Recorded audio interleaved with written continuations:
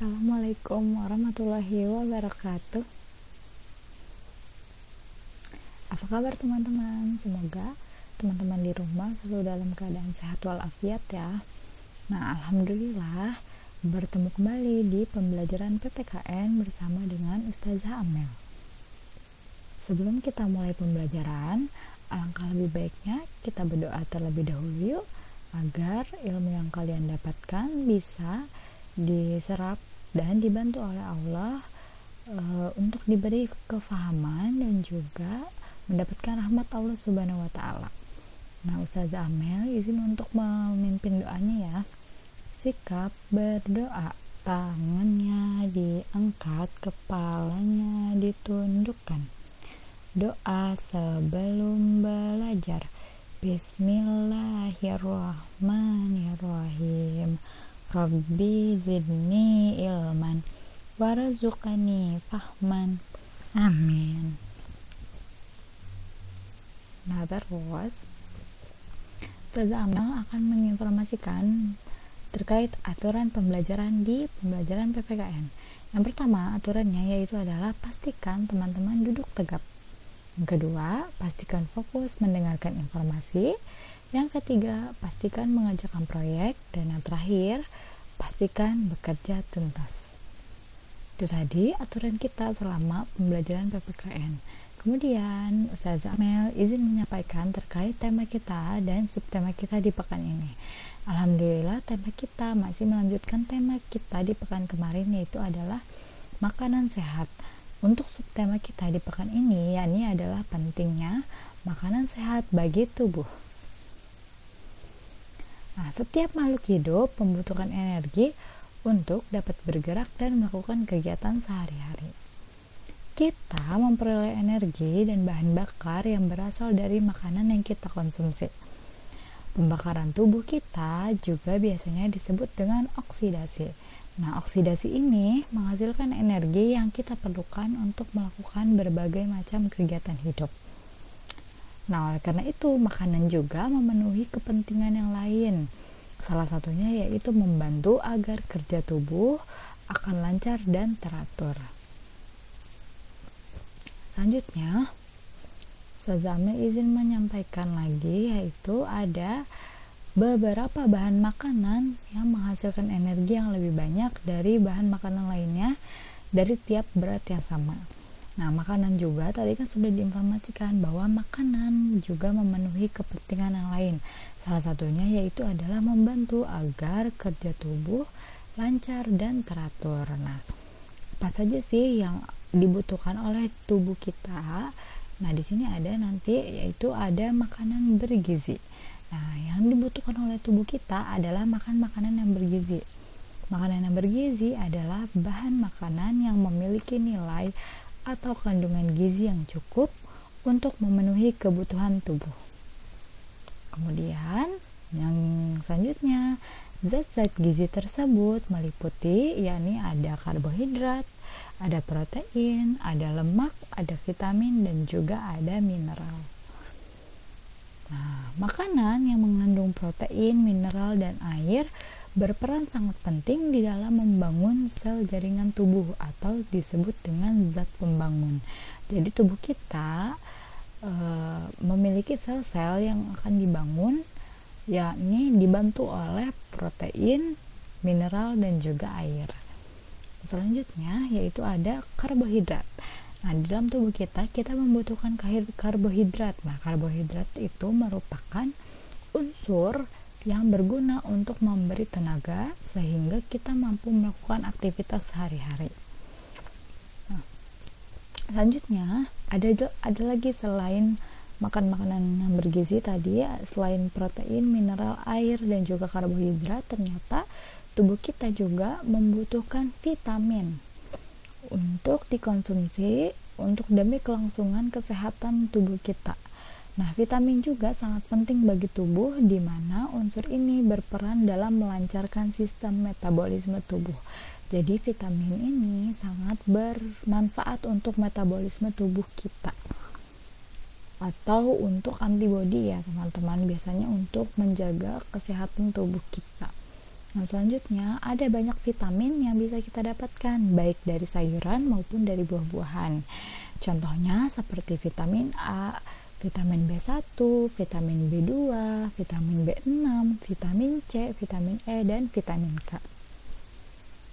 Kemudian selanjutnya yakni ada protein yang tadi sudah disinggung. Nah, di dalam makanan yang mengandung protein ini contohnya adalah ada daging dan juga telur. Nah, ternyata daging dan telur yang sering kita konsumsi itu mengandung protein yang baik untuk tubuh kita. Kemudian yang kedua yaitu ada makan makanan yang mengandung karbohidrat.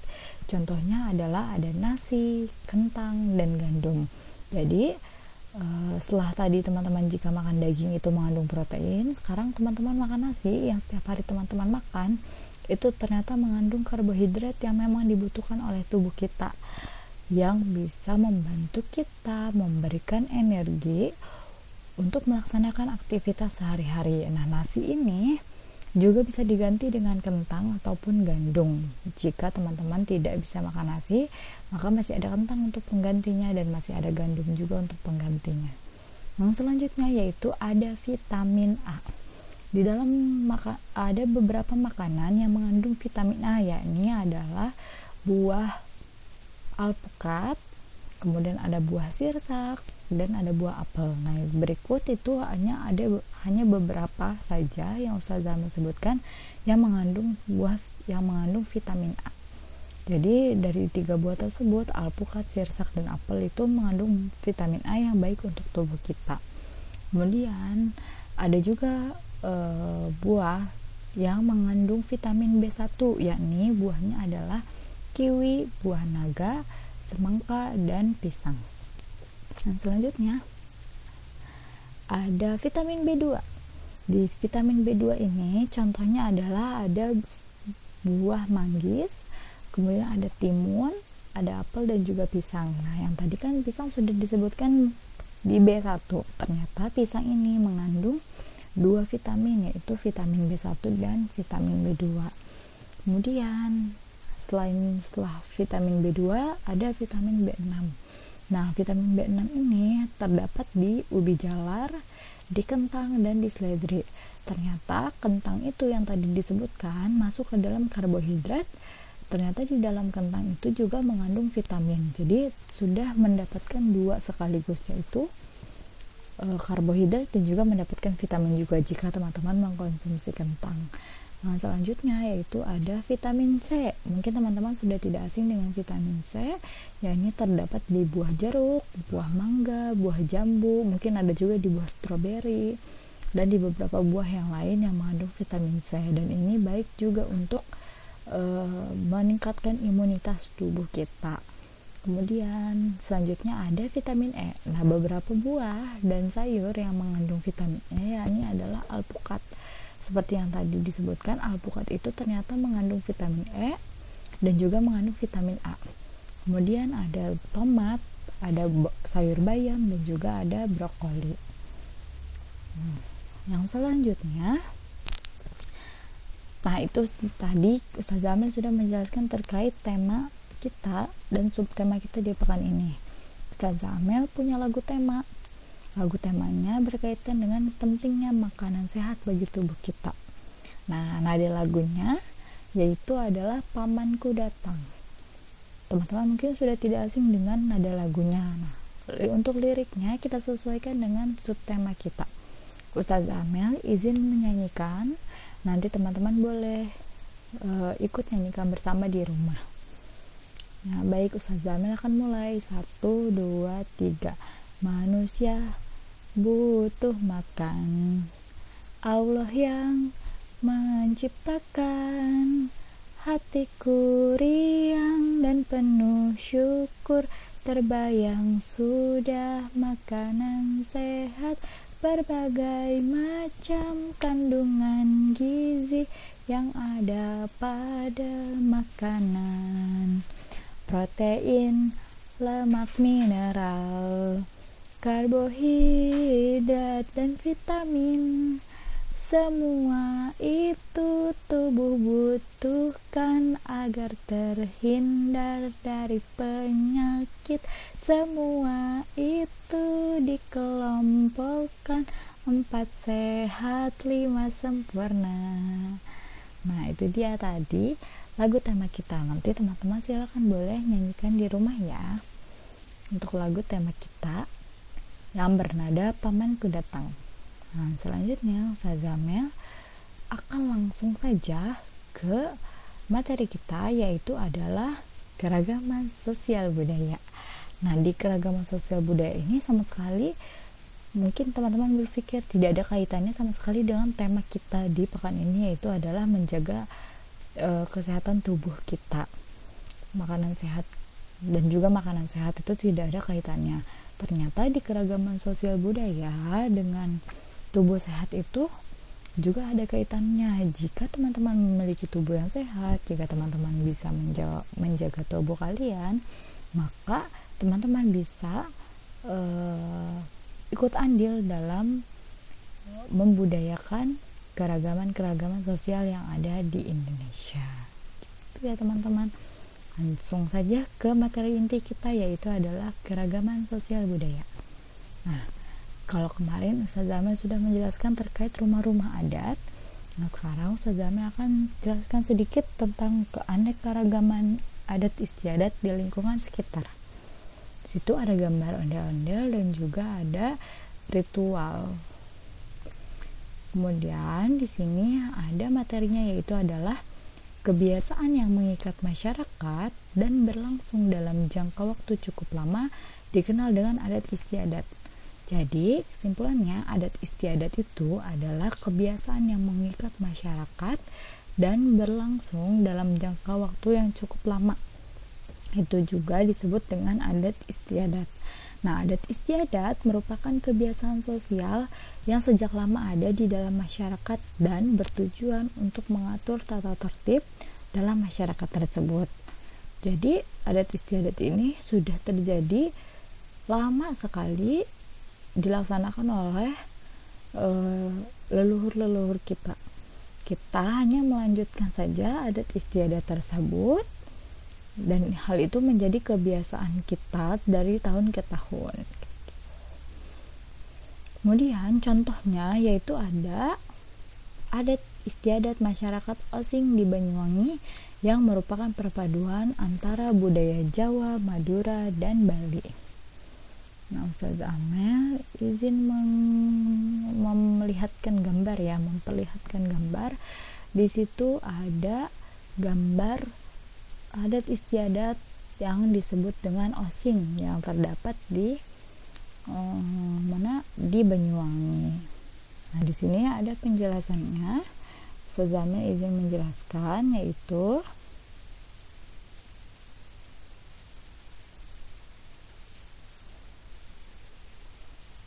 ternyata adat istiadat Osing ini juga merupakan perpaduan antara budaya Jawa, Madura, dan Bali.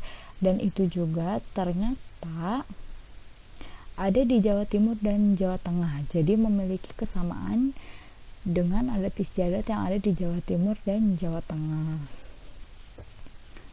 Nah, salah satu persamaannya bahwa yaitu mereka memiliki ikatan yang berdasarkan pada persahabatan.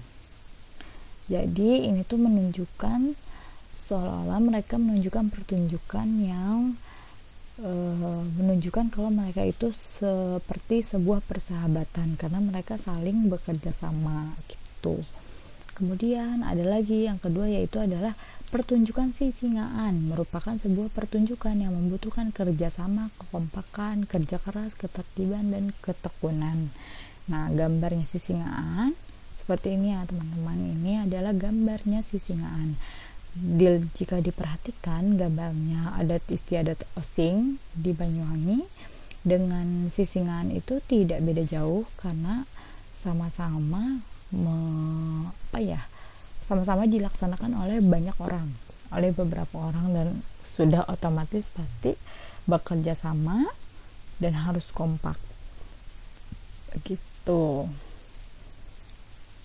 Tuh. Kemudian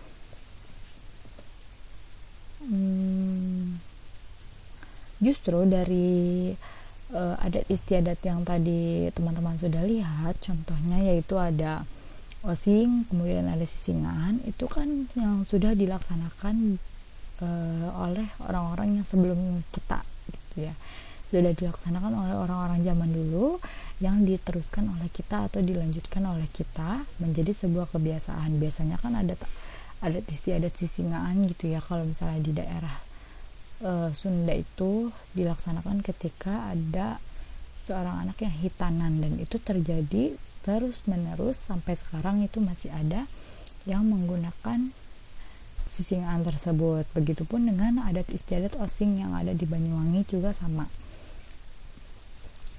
Nah, setiap daerahnya itu mempunyai adat istiadat yang berbeda. Otomatis Indonesia itu adalah negara yang kaya akan kebudayaannya. Otomatis di setiap negara itu memiliki perbedaan kesenian dan juga adat istiadat yang ada di setiap daerah-daerahnya. Nah, dari perbedaan dan keanekaragaman yang ada itu justru menjadi sebuah kekuatan yang pada akhirnya memperkaya sifat budaya bangsa Indonesia dan lebih memperkuat persatuan dan kesatuan Indonesia. Seperti semboyan kita. Semboyan kita yaitu adalah Bhinneka Tunggal Ika, berbeda-beda namun tetap satu jua. Tuh. Yang selanjutnya yaitu adalah ada upaya manusia dalam pembangunan sosial budaya. Ternyata sosial budaya kita itu tidak bisa hanya berhenti di situ saja, tapi sosial budaya kita harus tetap dibangun, walaupun itu adalah justru itu karena itu adalah peninggalan leluhur kita, peninggalan orang-orang terdahulu yang masih kita teruskan. Adat istiadat tersebut harus terus dibangun agar bisa terus menyesuaikan dengan zaman yang semakin berkembang gitu. Nah, kebudayaan Indonesia itu banyak sekali, ada bahasanya, ada keseniannya, ada rumahnya, ada pakaian adatnya dan lain sebagainya, banyak sekali. Nah, upaya apa sih yang bisa dilakukan oleh manusia untuk membangun sosial budaya yang ada di Indonesia?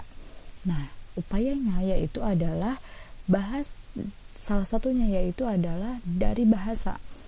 Contohnya saja bahasa kita, yaitu bahasa Indonesia. Nah, bahasa Indonesia merupakan contoh upaya manusia dalam sebuah pembangunan sosial budaya. Kalian tahu sendiri kalau di Indonesia itu banyak sekali bahasa. Ada bahasa Sunda, ada bahasa Jawa, ada bahasa Batak, ada bahasa Papua, dan lain sebagainya. Di setiap daerah memiliki bahasanya masing-masing. Namun bahasa Indonesia mempunyai bahasa pemersatu, yaitu adalah bahasa Indonesia. Nah, bahasa Indonesia ini yang merupakan upaya manusia untuk membangun sosial budaya yang ada di Indonesia. Dengan menggunakan bahasa Indonesia bisa mempersatukan rakyat yang satu dengan rakyat yang lainnya. Otomatis itu juga bisa menjadi cara kita menjadi negara yang lebih maju sosial budayanya, dibangun kembali sosial budayanya melalui bahasa Indonesia tersebut, agar daerah satu dengan yang lainnya ketika berbicara itu nyambung, kemudian bisa saling berkolaborasi atau bekerja sama untuk membangun budaya-budaya yang ada di daerahnya masing-masing bersama-sama gitu. Selanjutnya yang kedua yaitu kegiatan seni yang bertujuan melestarikan budaya Nusantara juga merupakan sebuah upaya pembangunan sosial budaya. Betul, karena kita banyak sekali kesenian dan juga peninggalan dari leluhur kita yang masih kita lestarikan, yang masih kita jaga. Justru itu adalah ciri khas negara Indonesia, dan itu juga bisa menjadi salah satu upaya untuk pembangunan sosial budaya bahkan ke seluruh dunia. Orang-orang di luar sana, di luar negeri mungkin tidak punya kesenian yang seperti yang ada di Indonesia. Oleh karena itu kita bisa menunjukkan bahwa dengan beragamnya dan dengan kayanya kesenian yang ada di Indonesia, dan kita terus melestarikan kebudayaan tersebut, kita perkenalkan kepada negara lain, kepada negara-negara yang di luar, itu bisa jadi upaya untuk membangun sosial budaya kita lebih dikenal oleh halayak umum atau dikenal oleh masyarakat luar. Jadi Indonesia maka akan dikenal dengan negara yang kaya akan kebudayaannya. Kemudian yang terakhir yaitu adalah semakin terbukanya kesempatan bagi kaum wanita untuk bersekolah dan menuntut ilmu setinggi mungkin. Seperti yang teman-teman tahu, kalau misalnya di zaman dulu, ketika zaman penjajahan, masyarakat perempuan, khususnya perempuan, itu tidak ada yang diperbolehkan untuk bersekolah. Nah, karena Indonesia sudah merdeka dan juga Indonesia sudah mengalami banyak perkembangan, salah satunya di budaya. Nah, wanita-wanita Indonesia bisa belajar mengenai kesenian, memiliki kesempatan untuk bersekolah dan menuntut ilmu lewat kesenian ini, lewat sosial budaya ini. Jadi mungkin Indonesia, warga perempuannya atau kaum wanitanya bisa menjunjung tinggi sosial budayanya yang menjadikan terbukanya kesempatan untuk bersekolah dan menuntut ilmu setinggi mungkin gitu. Terus yang selanjutnya yaitu Ustaz Zamil, ada contoh adat istiadat yang ada di beberapa daerah yang ada di Indonesia. Adat istiadatnya itu yang pertama yaitu ada karapan sapi. Karapan sapi itu adanya di Madura, yaitu dia tuh seperti balapan sapi ya, di situ sudah ada gambarnya. Kemudian yang kedua ada upacara kasodo, itu biasanya dilaksanakan di Bromo, Jawa Timur. Itu dilaksanakan hanya oleh warga-warga yang ada di sekitaran Bromo. Kemudian yang ketiga yaitu adalah upacara ngaben yang ada di daerah Bali. Itu ngaben itu dilaksanakan ketika ada yang meninggal, kemudian dibakarlah mayat tersebut yang disebut dengan ngaben gitu. Jadi di Bali itu biasanya jika ada rakyatnya yang meninggal, maka otomatis harus langsung dibakar. Nah, dibakar itu terjadilah upacara ngaben gitu ya, adat ngabennya disebut dengan adat ngaben di Bali. Kemudian yang selanjutnya yaitu di Kalimantan Tengah ada yang disebut dengan ritual tiwah. Ritual tiwah itu tidak beda jauh dengan ngaben ya. Kalau misalnya ada orang meninggal tuh pokoknya ada di situ, dia dimasukkan ke rumah adatnya gitu ya. Itu ritual yang ada di Kalimantan Tengah. Kemudian ada Rambu Solo, itu asalnya dari Toraja, juga tidak beda jauh sama ngaben. Jadi di situ banyak orang yang mengelilingi. Di situ tangannya ada mayat dan kemudian ada patung, seperti itulah ritualnya di tanah Toraja, disebut dengan Rambu Solo. Kemudian ada juga Pasola, dia berada di Sumba. Tidak beda jauh dengan karapan sapi ya, hanya menggunakan kuda. Itu seperti berperang gitu menggunakan kuda, disebut dengan Pasola. Kemudian ada lagi yang disebut dengan atraksi debus. Ini adanya di Banten. Biasanya kalau atraksi debus ini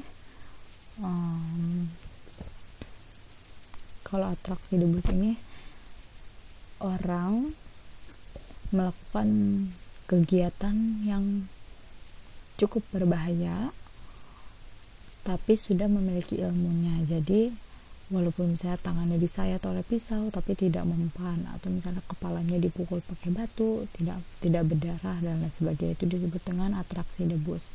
Nah, itu sudah terjadi turun temurun, itu menjadi adat istiadat di daerah Banten. Kemudian ada lagi yang disebut, ada juga adat istiadat yang disebut dengan berobosan, itu adanya di Jawa. Itu melibatkan orang yang meninggal. Itu biasanya ada ritual-ritual yang dilakukan oleh mereka yang disebut dengan ritual berobosan.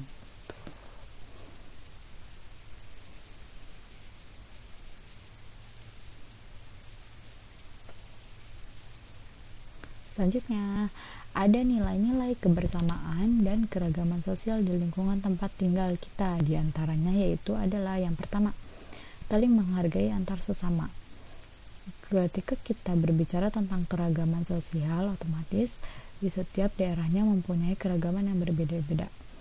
Nah, oleh karena itu dari perbedaan tersebut, maka ada nilai-nilai kebersamaan yang bisa kita ambil. Yang pertama yaitu adalah saling menghargai antar sesama.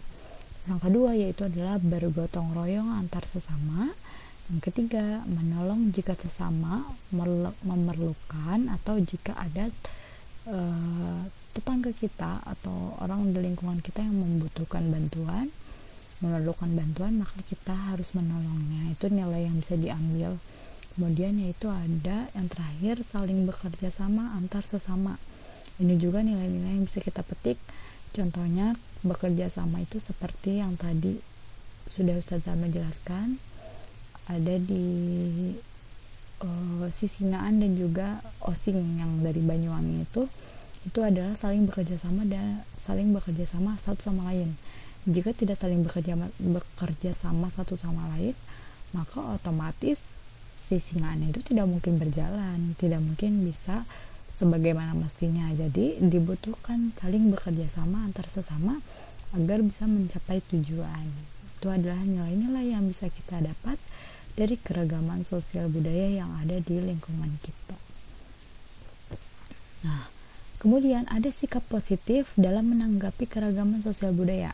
Karena banyaknya keragaman sosial budaya, maka sikap kita tuh harusnya seperti apa? Nah, otomatis kita harus tetap bersikap positif. Bagaimana sih caranya bersikap positif menanggapi keragaman sosial budaya di setiap daerahnya yang berbeda-beda? Yang pertama yaitu adalah sikap toleransi. Toleransi ini artinya kita rela menerima dan menghargai perbedaan dengan orang atau kelompok lain. Walaupun di daerah kita dengan daerah sebelah kita itu memiliki keragaman yang berbeda, memiliki budaya yang berbeda, tapi kita harus memiliki sikap toleransi.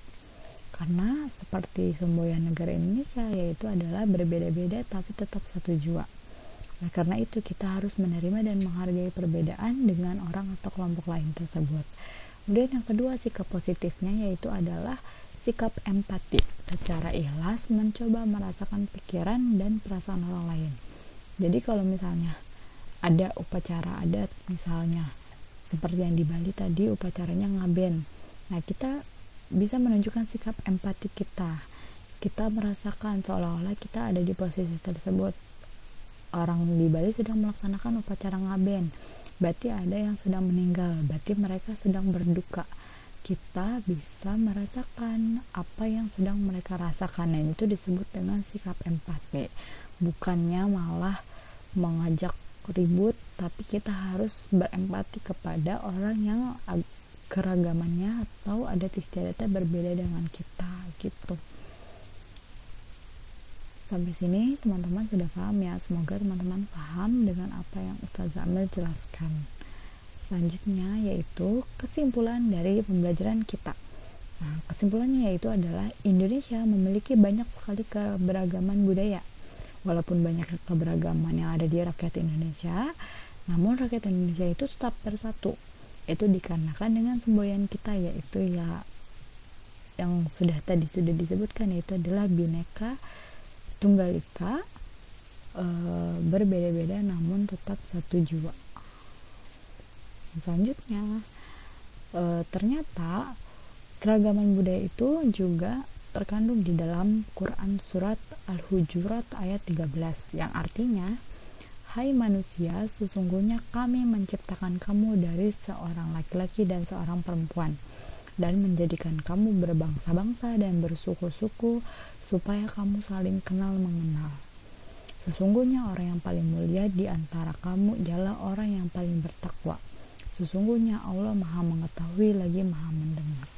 Jadi di dalam Al-Quran saja sudah diberitahukan kalau manusia itu diciptakan berbangsa-bangsa dan bersuku-suku. Kita sebagai bangsa Indonesia bersuku sesuai dengan suku teman-teman masing-masing. Berarti kita harus apa, kita tujuan diciptakannya bersuku-suku dan juga berbangsa-bangsa adalah untuk saling mengenal, bukan untuk saling ribut satu sama lain. Berarti sama seperti semboyan kita, berbeda-beda namun tetap satu jua. Di Al-Quran saja sudah disebutkan, apalagi di semboyan negara kita gitu. Nah, untuk tujuan dan manfaat kita di dalam pembelajaran keragaman budaya ini, ternyata ada tujuan dan manfaatnya ketika kita mempelajari keragaman budaya. Nah, itu adalah yang pertama, mengetahui keragaman budaya yang ada di Indonesia. Jelas teman-teman mendapatkan ilmu baru, yaitu terkait keragaman dan adat istiadat yang ada di lingkungan teman-teman. Kemudian menambah wawasan terkait sejarah keberagaman. Banyak sekali anak-anak zaman sekarang itu yang melupakan sejarah. Nah, dengan kita mempelajari sejarah adat istiadat, itu juga akan menambah wawasan kita terkait sejarah keberagaman yang ada di Indonesia. Itu ilmu baru untuk teman-teman, tidak ada yang sia-sia, semua ilmu itu akan bermanfaat pada waktunya. Cukup sekian penjelasan dari Ustazah Amel sampai tadi kesimpulan dan juga manfaatnya.